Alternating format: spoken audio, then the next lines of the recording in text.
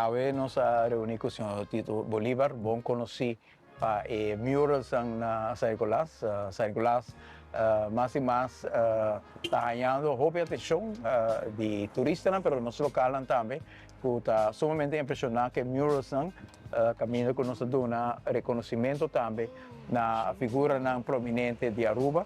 E durante algum dia passado, tem visita di signor Julio Bernardo Yusen, che è un artista sumamente grande di San Nicolás, che ha gana Via del Mar na Chile, ha gana un candidato di Song Festival também na Europa, un personaggio che por a guardo poni un poco de olvido di hopi anni passati e tutta di prominência, pero su prominência sta uno dei più grandi musicanti che Aruba ha llegado a conoscere.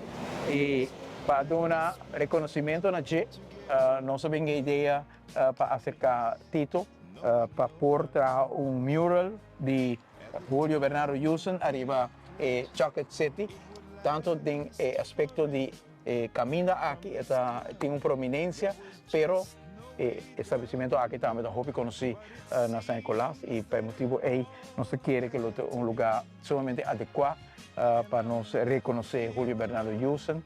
Y naturalmente te demanda Tito Wapawak na onda exactamente el dibujo de Julio Bernardo Yusen Stebini, pero nos estamos sumamente contentos que Tito acepta el encargo y acaba a papel que artista Rashid para por bien mira con Eva Morayana aquí por desarrollar cara de Julio Bernardo Yusen.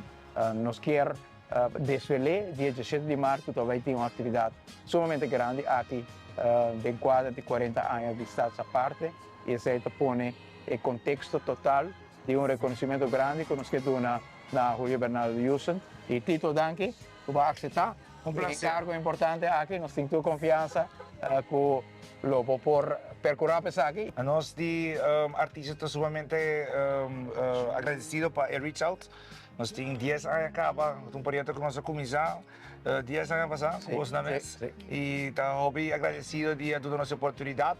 Hoje em dia nós é Street Art Capital do Caribe, então com muito amor nós também decorar a obra aqui com trabalho assim dos próprios talentos locais e assim também música com os locais aí assim na leu com também pinta mural profissional to caminhar na Aruba e também no mundo. Obrigado, Tito. Danke vos. Why don't you come back to me? I remember